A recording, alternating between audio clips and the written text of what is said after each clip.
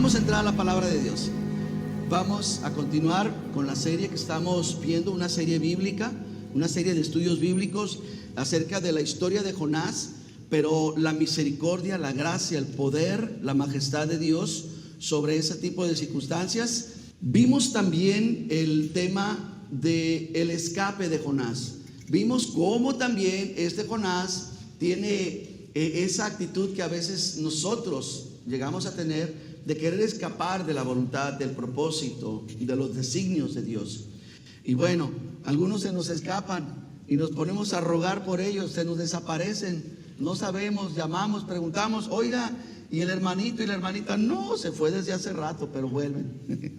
Gracias a Dios que vuelven, ¿verdad? Qué bueno saber que están bien. También vimos otro tema muy importante acerca de la oración de Jonás. Eso lo vimos la semana pasada.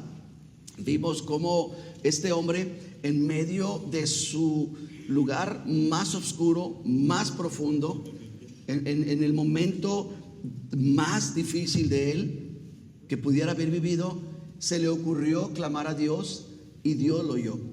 Eso es lo que hemos estado viendo. El tema que vamos a ver hoy es la dureza de Jonás. La dureza de Jonás. ¿Cómo se llama el tema? Hagamos una dinámica, ¿ok? Vamos a decir el tema, pero ¿qué le parece si quitamos a Jonás y lo ponemos a usted?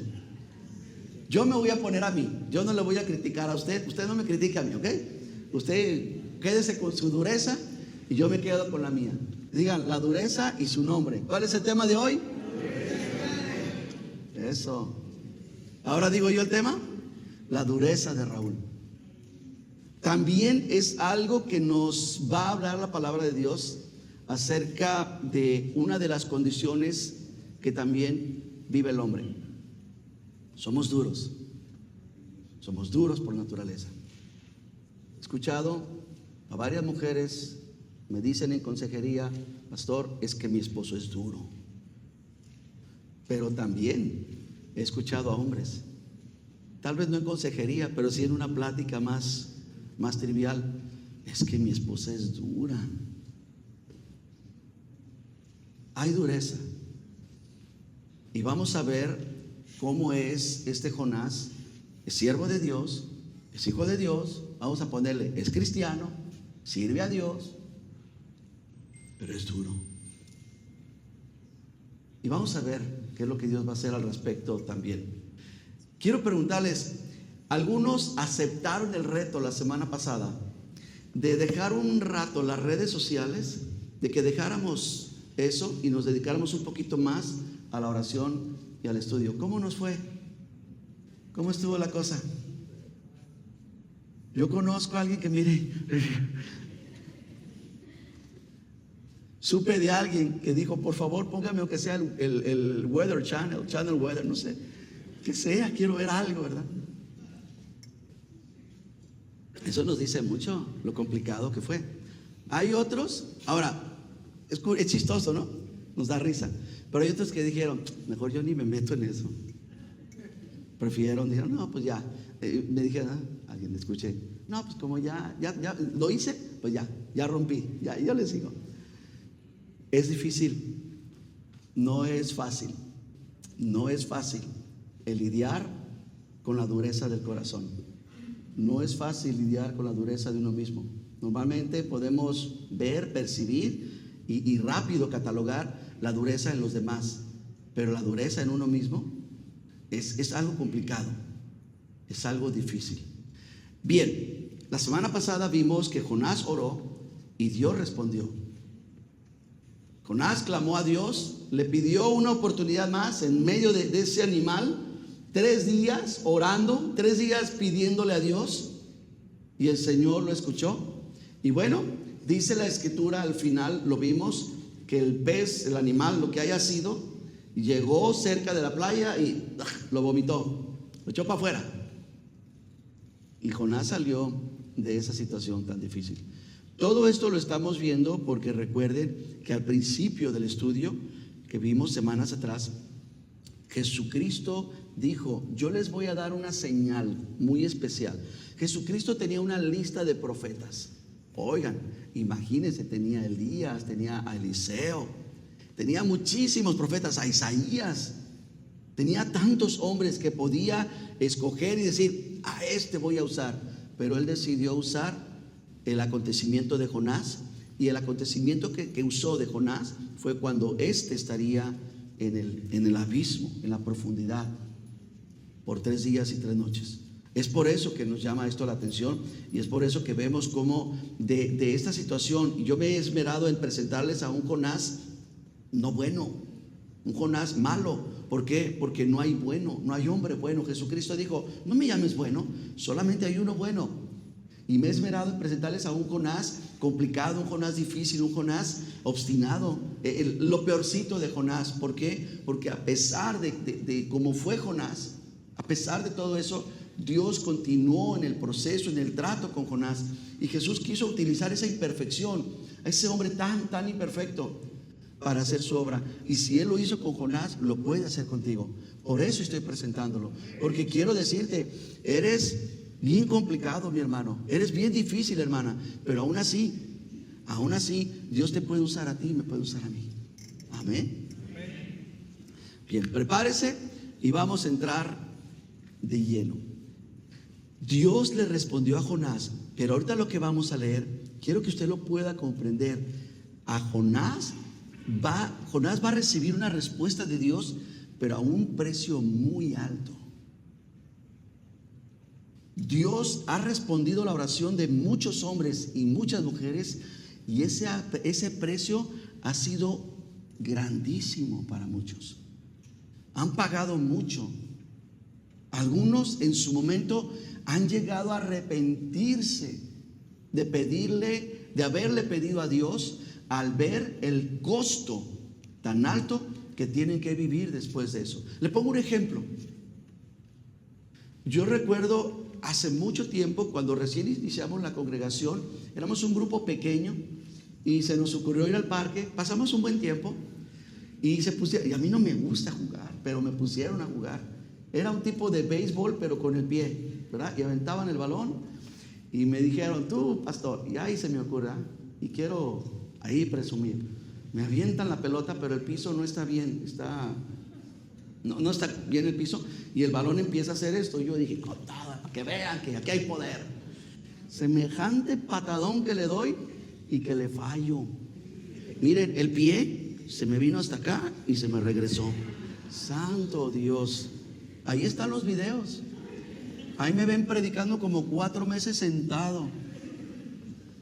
Parecía descendiente de Jacob. Ahora le estoy explicando esto porque yo quiero que recuerden ese momento bíblico cuando el ángel le dice, ya déjame porque ya me voy. Y se le ocurre decir, no te dejo hasta que no me bendigas. Te voy a bendecir, chiquitito. ¿Y qué hizo? Lo descoyuntó. Y ahí andaba Jacob, ¿verdad? Así andaba yo. Hay muchos hombres y mujeres en la Biblia que ustedes van a encontrar que han pagado un precio muy alto. Dice el Salmo capítulo 8, corríjanme, que dice, me has preparado un cuerpo, y dice la frase, he aquí que yo voy para hacer tu voluntad. Es Jesucristo hablando 1000 años antes. Jesucristo, iglesia, diciendo allá en el seno del Padre, en la divinidad de la Trinidad, ¿a quién envío? ¿A quién ponemos? Y Jesucristo da, el Hijo, envíame a mí, yo voy. Pero luego vemos a un hijo 2000 años después, recargado en una piedra, aferrado a ella y pidiéndole, rogándole, Padre, si es posible, pasa de mí esta copa. Hay oraciones que han costado mucho, y la oración de Jonás, mis hermanos, le va a costar bastante. Ahora sí está listo para leerlo conmigo. Capítulo 3, dámelo por favor, versículo 1. Vino palabra de Jehová por segunda vez a Jonás. Volvió la palabra de Dios, se está restaurando la relación entre Dios y el hombre, y Jonás ya volvió y dijo, bueno, ya me libró el Señor. Pero vuelve a venir la palabra de Dios a Jonás, ¿y qué cree? Vea la nueva palabra, vea el nuevo mensaje, vea lo nuevo que Dios trae a la vida de Jonás. Levántate y ve a Nínive, aquella gran ciudad, y proclama el mensaje que yo te diré. ¿Qué cambió? ¿Sabe qué cambió, iglesia? Nada. Y te estoy enfatizando esto porque el hombre quiere que el mensaje de Dios cambie. Queremos mensajes nuevos, queremos palabras nuevas, pero el mensaje de Dios no va a cambiar. El mensaje de Dios sigue siendo el mismo. Ama a tu mujer como Cristo amó a la iglesia. Pero es que tú no conoces la clase de arpía, ¿verdad? Ama a tu mujer. No cambia el mensaje. Sigue siendo el mismo. Sométase todas las mujeres a su marido y conviértanse en ayuda idónea. Para eso las formé. Pero es que el movimiento feminista y el mensaje no cambia, es el mismo. Hijos, sométanse a los padres. Pero ya tengo barba y bigote, soy Pancho López. No le hace. Sométanse a sus padres. Iglesia, sométanse los unos a los otros en el temor de Dios. No, ¿y quién es este para que me ande diciendo que me siente o que me pare? No, yo voy cuando yo quiera, o yo hago lo que yo quiera. El mensaje de Dios no cambia, iglesia, es el mismo. El mensaje de Dios persevera y no va a cambiar. En Jonás dijo, viene palabra de Dios. ¿Quién sabe? A lo mejor Jonás sentía hormiguitas, ¿verdad? O sentía lo que siente Spider-Man, qué sé yo, ¿verdad? Sentía algo, decía, ay, el Señor me va a hablar. Atento. Y el mensaje viene a ser el mismo. Levántate, Jonás, y ve a Nínive y pregona lo que te voy a decir. Mis hermanos, esto volvió de vuelta al principio. Debería decirnos mucho y nos debería de ayudar más. Todo lo que... ¿Recuerdan cuánto gastó Jonás? ¿Recuerdan? Gastó mucho dinero en alejarse de Dios. ¿Cuántos no malgastan su dinero y ese dinero lo único que hace es alejarlos de Dios? Gastó un montón de dinero. Gastó semanas en el barco. Yo creo que las primeras parecía que estaba embarazado, ¿no? Gastó tiempo. Dejó a su casa, a su tierra, a su parentela. Todo lo que hizo no sirvió de nada. Volvió al lugar de inicio. Levántate y ve a donde yo te diré. ¿Cuántos ministerios, cuántas relaciones, cuántos matrimonios, cuántas vidas no tienen que comenzar de cero? ¿Cuántas veces no has venido delante de Dios y le dices, Señor, aquí estoy yo otra vez? Otra vez te pido perdón. Otra vez la regué. Vamos a comenzar de nuevo. ¿No se les hace cansado el tener que estar va y ven y sin ningún avance? Quisiera que lo consideraras un momento. Levántate otra vez y ve a donde mismo. El resultado de Dios en la restauración de Jonás no cambió nada. No va a cambiar el propósito. Si tú estás llamado a servir al Señor, Dios te va a volver a poner a servirlo. Pero ¿qué crees? Vas desde abajo. Otra vez. No sé, a mí se me hace una pérdida de tiempo, que a veces la vivimos, la hemos vivido. Pero bueno, pues una regada y no más, ¿no? Vean conmigo al versículo 3. Y se levantó Jonás como la primera vez, pero con una diferencia, y fue a Nínive conforme a la palabra de Jehová. A ver, repita esa frase, conforme a la palabra de Jehová. 1, 2, 3, fuerte. Hay que levantarnos, iglesia. Hay que levantarnos. Pero hay que levantarnos conforme a la palabra de Dios. Y era Nínive una ciudad grande en extremo, y menciona sus dimensiones. 3 días de camino. Ayúdeme, creo que nos va a decir ahí su secretaria, su GPT o lo que sea. Creo que les va a decir que un hombre recorre 20 millas por día. No sé, ayúdeme. Ahí chéquenle. Y vamos a ver de qué tamaño, de cuántas millas era esa ciudad. Dice que era una ciudad tan grande que era muy complicado cruzarla. Requeriría 3 días de camino. Ahora, ahí si lo tienes me avisa, ¿verdad? Y ahorita lo vemos juntos. ¿Cuánto? ¿De 3 a 6 millas por día camina el hombre? No. Busquen cuántas millas puede recorrer un hombre caminando en un día. Caminando. Quiero volver a levantarse. Yo quiero enfatizar eso. Porque ahora, bendito Dios, ahora sí se levanta conforme. Es conforme. ¿Recuerda lo que representa levantarse? Yo le ayudo, pero ahora le voy a añadir algo. Es aplicar un esfuerzo extra a tu rutina diaria, conforme a su voluntad, lo complace. Cuando tú, ¿sí? 10 a 15 millas, ¿verdad? Ok, 45, ¿sí? 45 millas. Está bien largo, ¿verdad? Es un montón. ¿A dónde llego si camino 45 millas a la 95 al sur? ¿A Fort Lauderdale? ¿No? ¿A dónde? Miami no, son 60. Hollywood, ¿verdad? Imagínense una ciudad desde aquí hasta Hollywood. Estaba largo el tiro. Y yo quiero que usted tenga eso en la cabeza, en la mente. Pero bueno, levantarse conforme al propósito de Dios es que dejes tu rutina, que apliques un esfuerzo extra y eso le complace. Levantarse conforme a la voluntad de Dios es elevar tu estándar de vida promedio conforme a su voluntad y le complace. Levantarse conforme a su voluntad es sacrificar comodidades, la familia, la economía, la estabilidad, y eso le complace. Escuché a esta mujer colombiana, María Machado, ¿se llama? María, ¿estoy en lo correcto? ¿Sí? Sí. María Corina. Me llamó la atención que pusieron una entrevista pasada, ahora que se ganó el premio Nobel. Y en esa entrevista le dicen: oiga, ¿usted está en Venezuela? Dijo: sí, yo no me muevo de aquí. Y me sorprendió muchísimo cuando le preguntaron: pero sus hijos no, sus hijos están fuera. Yo no sabía ni siquiera que tenía hijos, creo que tiene 3.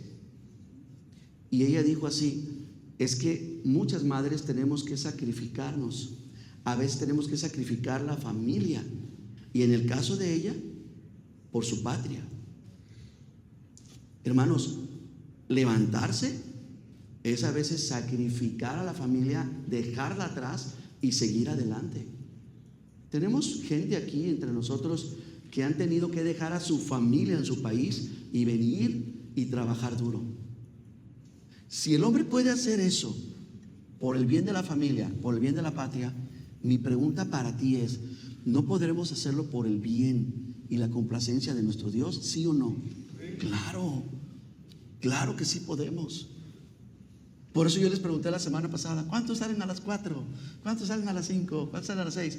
Y les dije: ahí están los martes. Gracias a Dios, les tengo una buena noticia. Gracias a Dios, no dejaron de ir los que siempre van. ¿Entienden lo que le quiero decir, verdad? No llegó nadie nuevo. No llegó, ¿verdad? Nadie nuevo, ¿no, verdad? Es ganancia. Es ganancia. Levantarse conforme al propósito de Dios. Levántate y ve a Nínive. Ahora, Dios le está enfatizando y le dice: Dios, a la ciudad que te voy a mandar es una ciudad grande en extremo, 3 días. Y sígame aquí, por favor. Nínive, en ese momento, no solamente era la capital de Asiria, era la capital del mundo.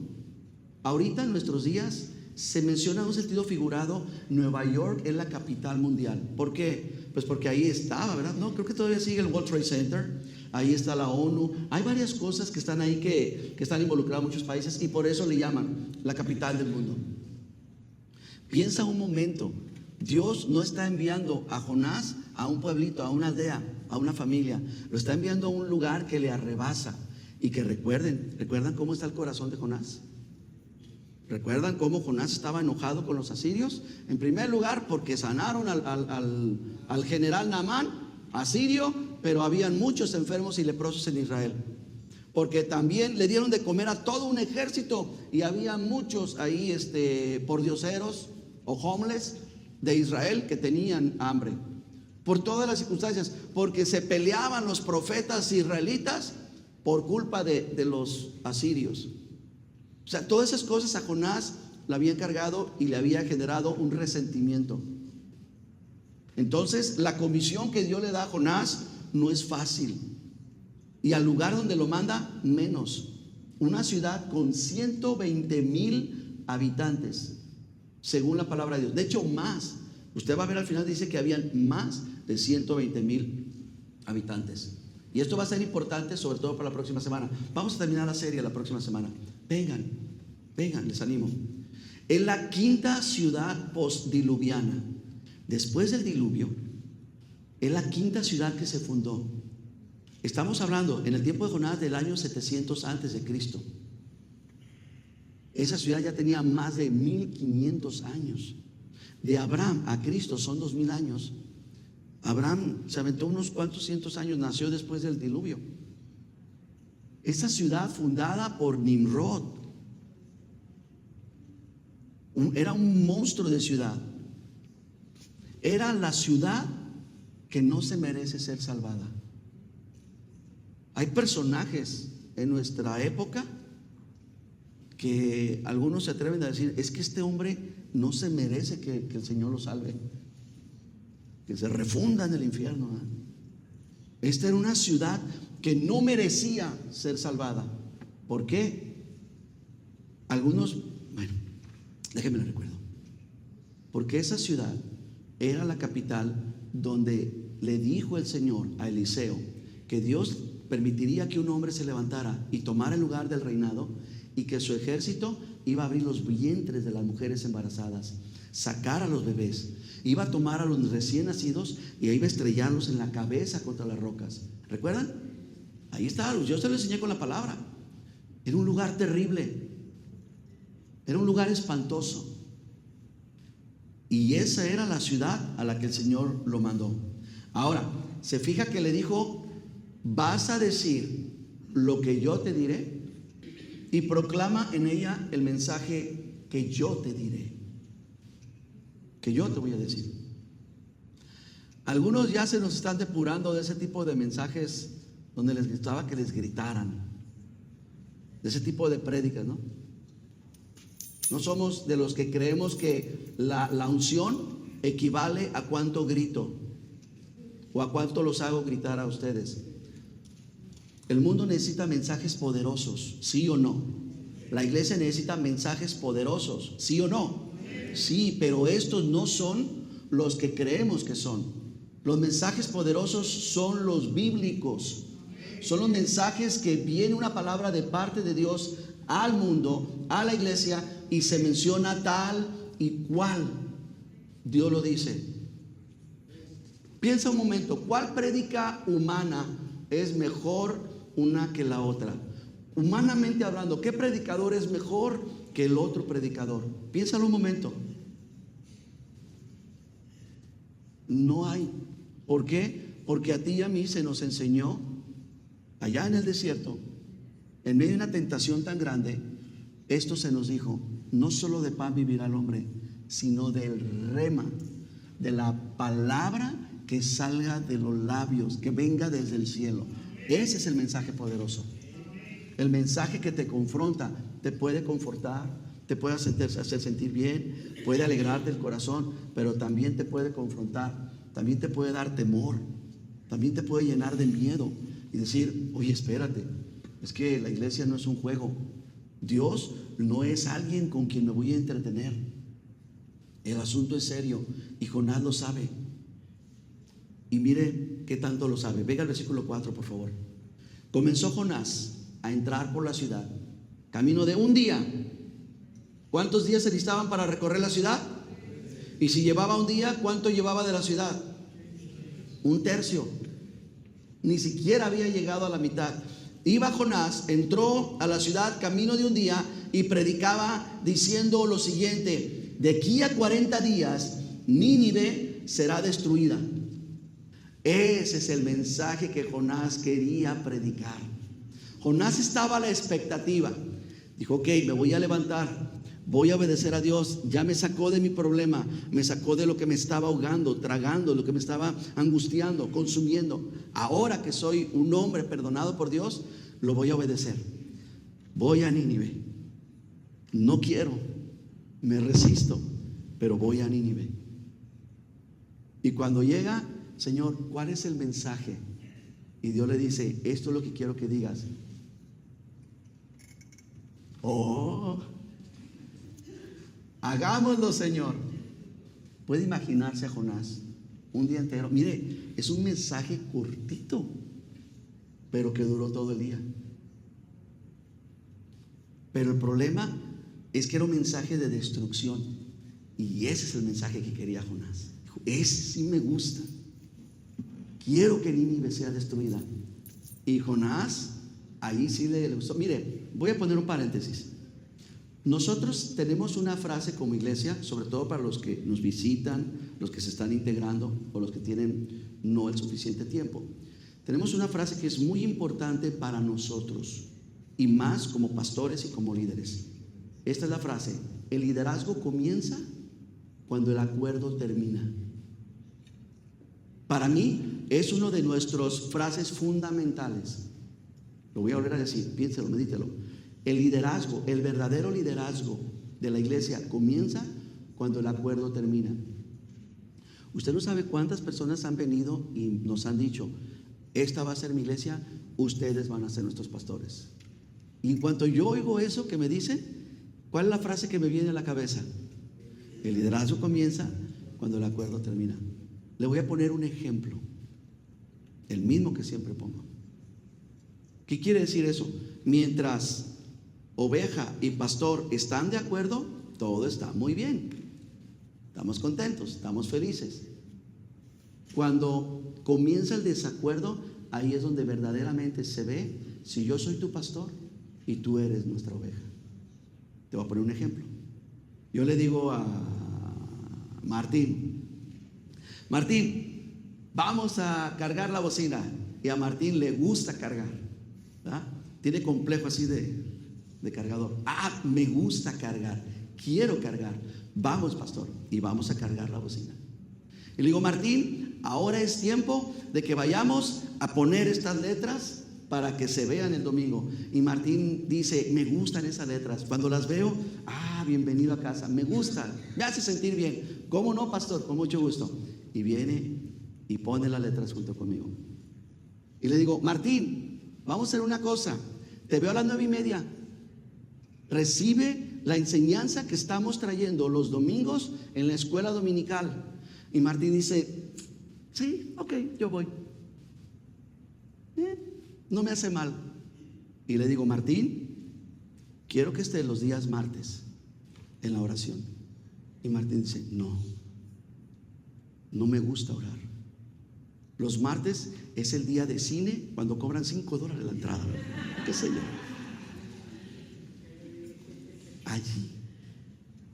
Allí se va a ver el verdadero liderazgo.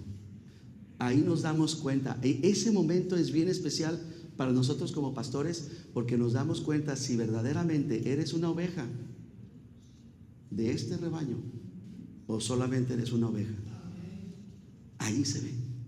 Porque Martín dice, no me gusta, no me nace, como dicen muchos, no lo siento, pero ¿qué crees? Lo voy a hacer. Yo ayer a los jóvenes tienen reunión los sábados en la noche. Algunos papás se enteraron y yo les dije, vamos a tener reunión de jóvenes. Querían los jóvenes, traían planes, me presentaron unos planes. ¿Podemos hacer esto? Dije, lo vamos a hacer después, pero este sábado vamos a tener una reunión y yo voy a estar a cargo. ¿Ok? Y que llegan los jóvenes a la oficina donde siempre llegan.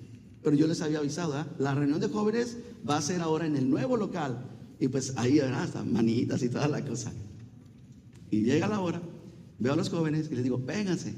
Y ahí me los traigo como corderitos por el desierto. Y llegamos al local, les abro y les gusta, y están contentos. Le dije, ok, señores, vamos a recoger tablas, vamos a barrer, vamos a limpiar y vamos a mover muebles. Híjole, ¿verdad? Lo hicieron y me gustó tanto que les dije, yo me los llevo a McDonald's, ¿verdad?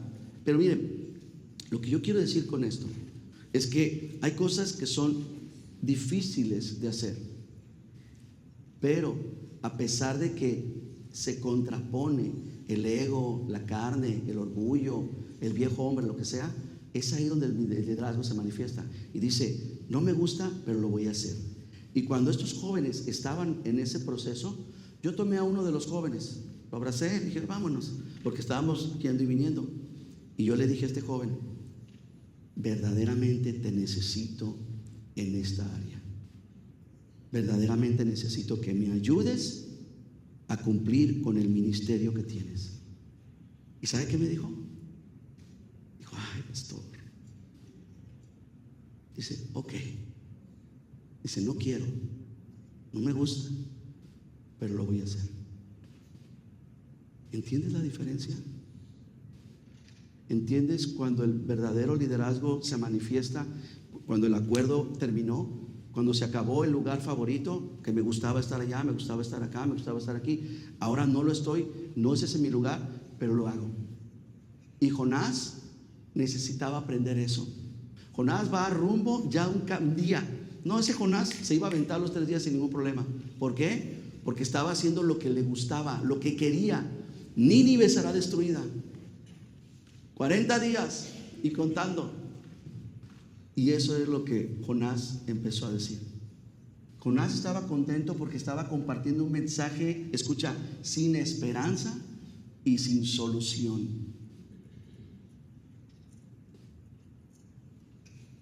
Vea conmigo al versículo 5 y quiero que por favor esté escuchando y atento a cada una de las palabras que vamos viendo juntos. Versículo 5.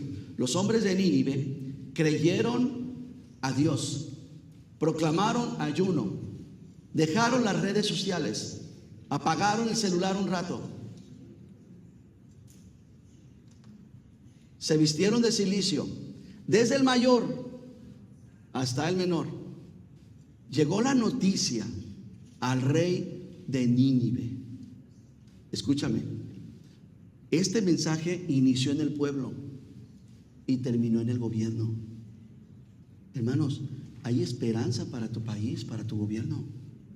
Lo que necesitas es criticar menos, juzgar menos y creer a Dios más y rogar a Dios por aquellos que tú dices, es que este no se merece ser salvado. Comenzó en el pueblo y terminó en el gobierno el mensaje. Hasta ahí llegó. Yo sé que hay personajes políticos que no te caen para nada bien, pero ¿qué crees? Dios los puso. Y ahí es donde tú le tienes que mostrar a Dios que Él es tu líder. Señor, se acabó el acuerdo. Hiciste algo que no me gustó. Pusiste a este hombre, a esta mujer, a esta persona. Pero ¿sabes qué, Señor? Eres mi líder. El liderazgo comienza cuando el acuerdo termina. Y si tú lo pusiste a Él, voy a rogar por Él. No voy a pedir, mándalo al infierno. No, voy a creer que Dios tiene el poder de que el mensaje de transformación, de salvación, tiene la capacidad de llegar hasta el lugar más recóndito de la política, del gobierno. Es posible. Siga leyendo conmigo. Llegó la noticia al rey de Nínive y escucha, se levantó de su silla. Wow, eso me molestó mucho a mí cuando lo pude ver un poquito más, porque recuerda cuál fue el primer mensaje que Dios le dijo a Jonás. ¿Cuál fue la primera instrucción que hiciera? Dígalo. Levántate y de ahí ve a dónde vas. ¿Y qué hizo Jonás? Sí se levantó, pero ¿qué hizo? Lo opuesto. Un hombre de Dios, un hombre que cree en Dios, que conoce a Dios, se levanta y hace lo opuesto a lo que su líder le dice que haga. Pero un hombre que no tiene temor de Dios, que no conoce a Dios, un hombre que hace lo que le pegue la gana, un hombre que le está diciendo a su ejército, tomen a los bebés, masacrenlos, tomen a las mujeres, córtenle los senos, que no amamanten, que no le den de comer a sus hijos, para que mueran de hambre, para que sufran. Un hombre tirano se levanta de su silla y busca a Dios. Creemos en el arrebatamiento, en el rapto, ¿verdad? Alguien levanta la mano, ¿no? ¿Se acuerdan? Qué terrible va a ser que veamos arrebatados allá afuera y en las iglesias no. Y si te causa duda lo que te estoy diciendo, Chécale por favor en las palabras de Jesús que después dijo. ¿Sabes qué dijo? Por lo tanto se levantarán los de Nínive y juzgarán. Se van a levantar los... ¿Dónde están los de Nínive? Ya se murieron. ¿Saben dónde están? Hágale así. Están allá. Están en la presencia de Dios. Se levantarán los de Nínive y juzgarán a esta generación. Es algo, no sé ustedes, ¿cómo lo ven? Yo lo veo medio cruel. Se levantó el rey de su silla, se despojó de su vestido, se cubrió de cilicio y se sentó sobre ceniza e hizo proclamar. Fíjese muy bien, iglesia, lo que el pueblo en iniciativa, al escuchar el mensaje, porque ¿quiénes fueron los primeros que se pusieron a ayunar y a orar? Léalo. Los hombres de Nínive. ¿De dónde? De Nínive. El pueblo de Nínive fueron los que iniciaron ese movimiento. Esto llega a oídos del rey. ¿Y qué hizo el rey? Lo que hizo el pueblo. ¿No cree que nuestros reyes pueden venir a nuestras iglesias y hacer lo que nuestras iglesias hacen? Por eso yo les ruego a los de la alabanza, ministren, porque cuando vengan los reyes a cualquier iglesia, que vean ministros que ministran al pueblo y un pueblo que está siendo ministrado, para que nuestros reyes vengan y digan: ah, caray, aquí se ministra, aquí se cree en Dios, aquí se adora a Dios. El rey escuchó e hizo lo que hacía el pueblo. ¿Qué rey del mundo hace lo que el pueblo le pide? Ninguno. Pero el rey también se levantó. Y ahora el rey, miren lo que va a hacer. Otra vez léalo conmigo. Llegó la noticia al rey de Nínive. Se levantó de la silla, se despojó de vestido, se cubrió de cilicio, se sentó sobre ceniza e hizo proclamar. Ahora es una ley. Hizo proclamar y anunciar en Nínive por mandato del rey y de sus grandes. Ese sí podía establecer. Ese sí decretaba. Y decretó: todos me ayunan. Yo le ando rogando. Esto es lo que dijo: hombres y animales que no gusten cosa alguna. A veces me preguntan: bueno, ¿y qué del ayuno? ¿Para qué esto? Bueno, el propósito es de que dejes de hacer lo que te complace. Si te gusta la pornografía, ahí está. No gustes. Si te has vuelto un esclavo del trabajo, no gustes. Que no gusten lo que les gusta. No se les dé alimento ni beban agua, sino cúbranse de cilicio, hombres y animales, y clamen a Dios fuertemente. ¿Qué hago? Estoy bien aburrido porque no tengo el celular. Clama a Dios. De eso se trata, dejar una cosa para atender la otra. Clamen a Dios y conviértase cada uno de su mal camino. Y fíjese de la rapiña que hay en sus manos. Qué tremendo. Ahora, yo le mencioné hace rato que le iba a costar muy caro a Jonás esa oración desde el vientre del pez. ¿Sabe por qué? Porque teólogos, historiadores y el sentido común también nos ayudan. Usted puede pensar cómo salió Jonás de ese animal. ¿Cómo sale la comida que a veces a usted le cae mal y la tiene que echar para afuera? No sale la hamburguesa completa, ¿verdad? Y disculpen, ¿verdad? La comparación. Ayer estaba trabajando y dije: voy a ir a comer rápido. Me fui a comer rápido y se me ocurrió comprarme un milkshake. Y se me olvida que yo no tomo leche de esa. Ay, Señor. Estuve bien. Todo bien. ¿Puede usted imaginarse cómo salió Jonás? Con esos jugos gástricos. Jonás salió horrible, cicatrizado, marcado, hasta, no sé, color verde, yo creo. Imagínelo, por favor, imagínelo. Esos jugos gástricos le tumbaron el pelo, lo dejaron feo. Jonás traía cicatrices de esa experiencia. Por eso le costó cara. Pero ¿sabe qué? Esa condición iba a respaldar su misión. Te lo vuelvo a decir, la condición de Jonás iba a respaldar la misión de Dios.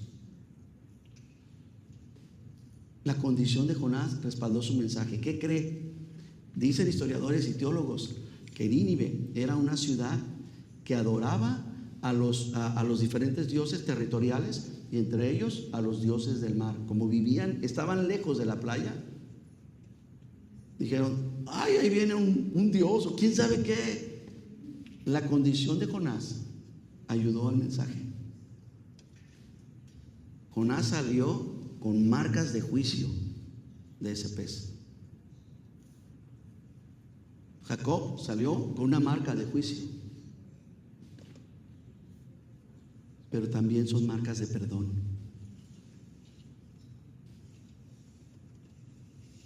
La pregunta es, iglesia, hay muchos que llegan a tener marcas de juicio. Yo recuerdo una mujer que venía a este lugar, y cómo se lamentaba porque, ya siendo creyente, según su testimonio, había decidido abortar a su bebé. Y eso, ¿cómo la marcó? Las marcas de juicio también son marcas de perdón. Y Jonás traía marcas de juicio. Pero Jonás tiene que ver y que recordar, igual que ustedes y yo, mis hermanos, que nuestras marcas no son solamente marcas de juicio, sino son marcas de perdón. A lo mejor tu matrimonio fue un desastre y quedó destruido, y eso te dejó una marca terrible. Pero en la gracia y en el perdón de Dios te restauró. Es una marca de perdón. ¿Cómo necesita la iglesia marcas de juicio? Pero también marcas de perdón.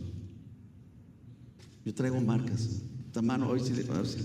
El otro día, trabajando, que le fallo y que le doy con el martillo al pobre.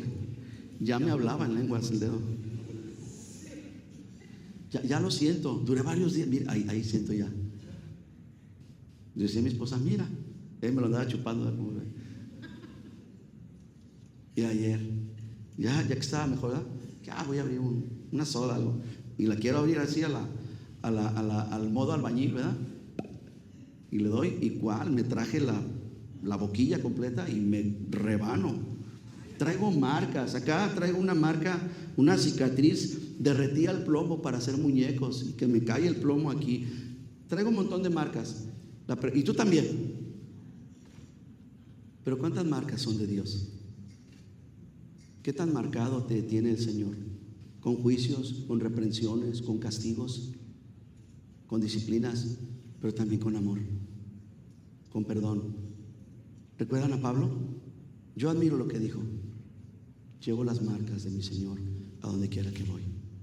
Jonás fue un hombre marcado, pero a pesar, iglesia, a pesar de que Dios lo marcó con juicio, pero también con perdón, el mensaje de Jonás era duro. Era un mensaje sin misericordia, sin compasión. No podemos ser así nosotros. No podemos, no debemos. Qué tremendo, ¿no? Lea conmigo el versículo 9. Está hablando el rey. Dice: pónganse a ayunar, pónganse a orar, dejen su rapiña, abandonen su mal camino, arrepiéntanse. ¿Quién sabe si se volverá y se arrepentirá Dios y se apartará del ardor de su ira y no pereceremos? Se me hace interesante esto. En una población de más de 120,000, en una ciudad con un diámetro de, ¿cuántas dijimos? 45 millas. Habían dos mensajes. Ahora ya no hay un predicador. Ahora hay dos mensajes que corren por la ciudad. Un mensaje con un hombre marcado que decía: Nínive será destruida de aquí a 39 días. Pero había otro mensaje, y este mensaje era: arrepiéntanse, porque quién sabe y Dios nos tenga misericordia. Dos mensajes, no sé si lo habías notado. Dos mensajes en ese lugar. Ahora, ¿por qué es tan importante esto? Porque yo quiero llevarte a que recuerdes o conozcas, sobre todo, cuando vienen personas que se ponen a juzgar a Dios. Acabo de escuchar a un reportero otra vez que dijo: tú eres creyente, yo soy agnóstico. Si Dios existe, ¿por qué permite? Y sacó una frase de un filósofo griego de hace muchísimos años, que decía: si Dios existe, ¿es malo o no es todopoderoso? Porque o no quiere ayudarnos o no le importamos, o no puede ayudarnos. Y yo quiero que veas rápidamente, te voy a llevar rápido a ver esto, a cómo Dios a todas las naciones les ha dado la oportunidad de tener un trato entre Dios y los hombres. ¿Por qué Dios mandó a Jonás a Nínive? Porque Nínive era la capital mundial en aquel entonces, y lo hizo anteriormente. Quiero que observes conmigo la pantalla. Te voy a llevar hasta Egipto. Ese es el imperio egipcio. Allá abajito se ve, ustedes que ven colores. Dios trató con el imperio egipcio, no solamente con Egipto, no solamente con la ciudad de Manasés, sino con todo el imperio. ¿Y cómo lo hizo? Lo hizo tratando con Faraón. ¿A través de quién? A través de José. Dios en aquel imperio egipcio levantó a un José, hijo de Israel, y este hombre trajo un mensaje. Este hombre traía marcas de haber sido vendido, de haber sido esclavizado, de haber querido ser violado, casi no lo violan al pobrecito. Traía marcas de carcelero, a lo mejor lo tatuaron ahí en la cárcel, qué sé yo qué le hicieron. Traía las marcas del juicio, del proceso, pero también de la misericordia de Dios. Y José se levantó en su generación y él proclamó a Dios, y toda una nación e inclusive un imperio conoció al Dios verdadero. Pasaron los siglos y Dios volvió a intervenir en la humanidad, ahora en el otro imperio. Se levantó un nuevo imperio, el imperio de Babilonia. Se levanta Babilonia, y quien está a cargo de ese imperio es el rey Nabucodonosor. Y Dios a ese imperio también vuelve a intervenir y pone a un hombre de Dios, a Daniel. Ve al imperio, ve hasta dónde se extendieron. No sé si puede ubicar. A nuestra izquierda abajo, África. Arribita, Europa, Asia, Medio Oriente, Asia, acá está la India, y para allá Rusia y todo eso. Vea todo lo que abarcó el imperio babilónico bajo el yugo de Nabucodonosor. Dios levantó otro joven, permitió que fuera marcado, permitió que Babilonia lo transformara de acuerdo a las necesidades de las cortes del rey. Pero Dios volvió a intervenir en esta nación, en este imperio. Y no solamente Babilonia, que sería ahora Irak por acá, no solamente esta ciudad conoció, sino que todo el imperio llegó a conocer. Dice que lo puso por jefe de todos los sátrapas o los gobernadores de cada región, de cada país. Y ellos conocieron a Dios. De allí vinieron y fueron transformados estos magos. ¿Recuerdan los magos de Egipto? ¿Recuerda estos hombres que arrojaron las varas y las convirtieron en serpientes? Estos magos, en la época de Daniel, a punto de ser ejecutados por el rey, porque no le adivinaban sus sueños, Daniel los salvó, los convirtió. Y esos magos, sus generaciones futuras, son los que vienen a Jerusalén y dicen: ¿dónde está el rey que hemos de adorar? Dios ha tratado en cada imperio. ¿Por qué? Porque Dios quiere darse a conocer en cada generación. No es un Dios que está ausente, iglesia. No es un Dios que se olvida. Vino otro periodo, se levantó un nuevo imperio, el imperio persa. Y Dios levantó a través de ese imperio, Dios levanta a Esther. Levanta a esta mujer, jovencita, sencilla. Vea las dimensiones del imperio. La mitad de África, parte de Europa, ya se están extendiendo todo el Medio Oriente bajo el dominio de Asuero. Hay un nuevo imperio, el imperio griego. Vea las dimensiones y vea a su gobernante, Alejandro Magno. Y Dios levanta una familia, y de esa familia un hombre, a Judas, de la familia de los Macabeos. Y también vuelve a hacer lo mismo. Pero Dios no se quedó allí. Se volvió a levantar otro imperio, el imperio romano. Y bajo el poderío de Tiberio, Dios levanta a su propio hijo, iglesia. Y lo levanta para que Él sea la diferencia en ese momento, en esa generación. Y todo Roma conoció a Dios. Venga conmigo rápidamente. Así va a ser con Jonás. Venga conmigo, por favor, a Romanos capítulo 1. Ven conmigo, Francis, por favor. Romanos capítulo 1, versículo 20. Porque las cosas invisibles, ¿de quién? De Dios. Su eterno poder, su deidad también, se hacen claramente visibles desde la creación del mundo. ¿Para qué? Para que sean entendidas por medio de las cosas hechas. De modo que no tienen excusa. ¿Pero qué cree? El hombre dice, pues inventémonos una. Si antes las cosas creadas revelaban a un creador, pues ahora inventémonos una excusa. Vamos a decir que todo es una casualidad. Vamos a decir que todo se creó de nada. Que lo que hay, el movimiento, el orden, se creó del desorden. ¿Qué excusas tan estúpidas ponemos a veces como hombres y mujeres? ¿Qué excusas tan terribles para negar la obra de Dios en tu vida, en tu familia, en tus hijos, en tu matrimonio?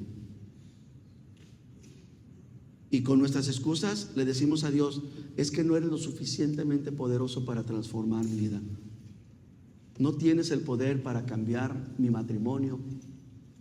No eres suficientemente grande para mis problemas.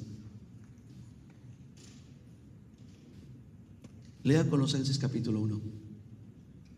En Cristo, refiriéndose obviamente a Él, tenemos redención por su sangre. Digan amén a alguien. Tenemos perdón de pecados. Dígame.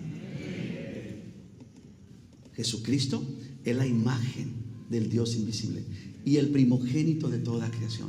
Es decir, ahí va a explicar, no es que fue el primer creado, sino Él es el primogénito, porque por Él, porque en Él fueron creadas todas las cosas que hay en los cielos y en la tierra, lo que es invisible, lo que es visible, tronos, dominios, principados, potestades, todo fue creado por medio de Él y para Él.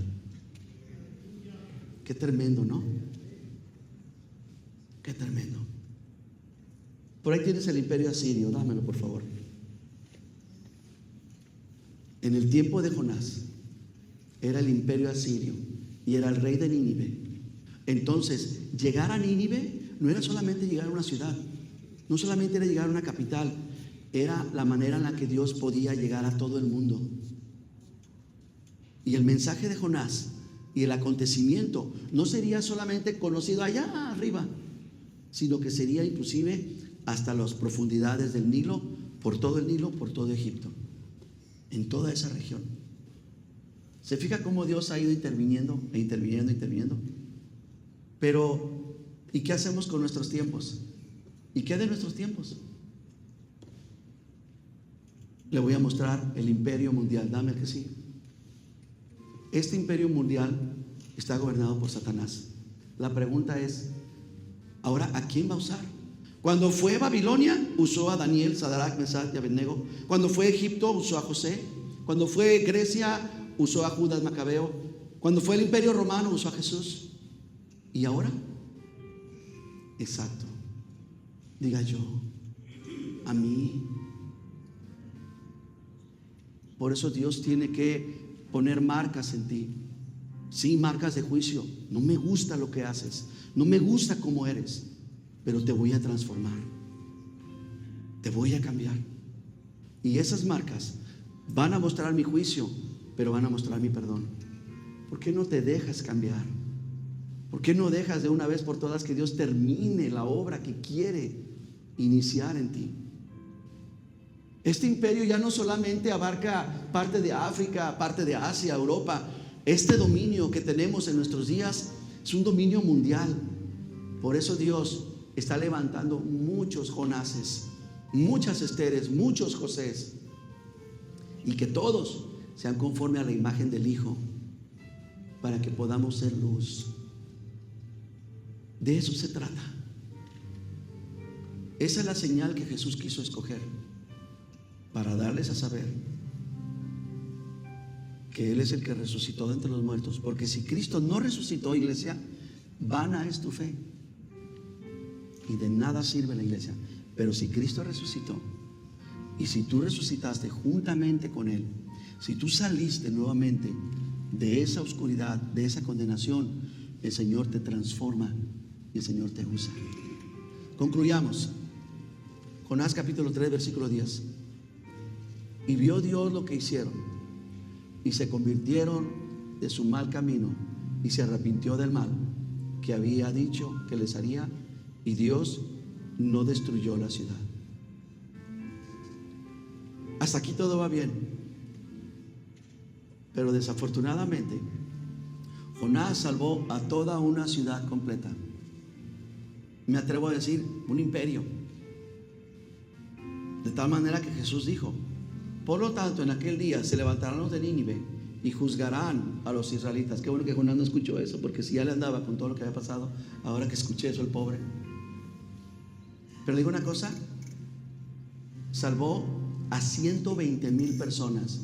Pero escucha, pero fue un fracaso total. Jonás salvó a todos, pero fue un fracaso. Fracasó rotundamente. ¿Pero por qué, pastor? Si 120,000 se convirtieron. En aquel entonces la población mundial era de 50 millones. Jonás los salvó. Jesús, da testimonio de que los ninivitas fueron salvos.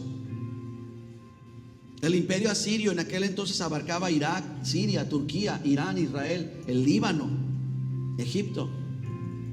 Pero Jonás fracasó. ¿Sabes por qué fracasó? Por la dureza de su corazón. Porque de nada te sirve a ti y a mí servir a Dios si no lo hacemos con alegría. De nada te sirve a ti y a mí hacer lo que tú haces por Dios, por religiosidad, por cultura, por lo que sea. Porque a Dios se le sirve con todo el corazón, con todo el alma y con todas las fuerzas. Y se hace con las marcas de juicio, pero también de perdón. Y quiero que me des, por favor, Mateo 7:22. Muchos me dirán en aquel día: Señor, Señor, profetizamos y lo hicimos en tu nombre, liberamos endemoniados en tu nombre, inclusive hicimos milagros en tu nombre. Entonces yo les voy a declarar: nunca los conocí. ¿Por qué? Porque Dios quiere que la iglesia tenga un corazón semejante al de Él. Y Dios miró desde lo alto, y Dios vio lo que hicieron el pueblo, y no lo hizo, no los destruyó. Hay que predicar la condenación, sí. No podemos predicar una vida con propósito. No podemos predicar campeones. No podemos predicar motivaciones. Tenemos que predicar la condenación. Tenemos que hacerlo. Jesucristo lo hizo, Juan lo hizo. Arrepiéntanse, generación. El reino de los cielos está cerca. Vuélvanse a Dios. Hay que predicar la condenación, pero no escondas la salvación. Tú y yo no tenemos el permiso ni la autoridad de decidir quién se salva y quién no se salva, quién es digno o quién no es digno de ser salvado. No lo tenemos. Tú y yo tenemos que ejercer, formar un corazón como el de Dios y ser misericordioso. Tú y yo tenemos que dejar ese enojo, ese enfado que traemos, porque a veces ya es un enojo contra Dios. Incline su rostro, hágalo conmigo y ruéguele a Dios, iglesia. Ruéguele desde el mayor hasta el menor. ¿Quién sabe? Quizá Dios tenga misericordia de nuestros maestros, de nuestros jefes de trabajo, de nuestros vecinos. ¿Quién sabe? Quizá Dios tenga misericordia de nuestros padres, de nuestros hijos. ¿Quién sabe? Tal vez Dios tenga misericordia de nosotros mismos. Padre, en este momento traemos el corazón de nosotros delante de ti. Lo traemos para que lo llenes de marcas. Márcalo con tu palabra, como tú habías dicho semanas atrás, que ahora escribirías tus leyes en nuestros corazones. Aquí está, Señor. Ponle marcas de reprensión, marcas de repruebo, pero marcas de perdón. Perdónanos. Perdona a tus hijos, perdona a tu iglesia, perdona a tus ministros, perdona a tus niños, tus jóvenes, perdona a tus matrimonios, perdónanos a todos. Perdónanos por ni siquiera levantarnos. Nos has llamado a abandonar nuestra comodidad, a que ya no vivamos en medio de nuestros afanes, pero nosotros hemos seguido aferrados.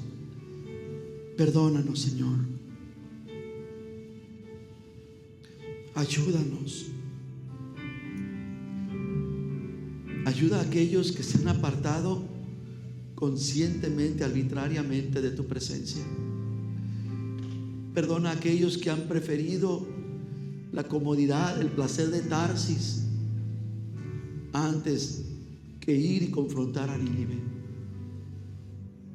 Perdona a aquellos, mi Dios, que se han atrevido a desafiar tu voluntad. Somos una iglesia, mi Dios, que necesita ser perdonada. Por eso clamamos a ti. Perdónanos. Por eso pedimos, Señor, rogamos, perdona a mis hijos. Perdona, mi Dios, a mis hermanos. Perdona, Señor, a nuestros niños y jóvenes. Perdónanos a todos. Perdona a los que están aquí en este día. Perdona también a los que no están. Perdona a los que están bien, a los que están disfrutando. Perdona a los que están cómodos. Y también perdona a aquellos que están sufriendo, que están padeciendo. Perdónanos, Señor. Queremos dejar atrás nuestro enfado. Queremos que el liderazgo entre nuestro Dios y su pueblo comience ahora. Y que lo que mi Dios haga, que eso nosotros lo honremos, lo respetemos. Y que se haga la voluntad del cielo en la tierra. Perdónanos, Señor, porque nuestra poca fe, nuestra desconfianza te ha ofendido hasta el cielo. Perdónanos por creer que Dios no tiene nuestro futuro en sus manos. Perdónanos, Dios. Y ayúdanos. Te necesitamos tanto. Necesitamos tanto, tanto de ti, Señor. Necesitamos la imagen del Dios invisible en nuestras vidas. Necesitamos a Cristo. Y te damos gracias, Señor, porque así como has sido fiel, misericordioso, compasivo con aquella generación de Nínive, lo puedes ser con nosotros. Gracias porque levantaste a José, a Daniel, a Judas, a Jesús, a Esther. Así también nos puedes levantar a nosotros. Así también lo puedes hacer en medio de nosotros. Por eso, mi Dios, estamos aquí dispuestos.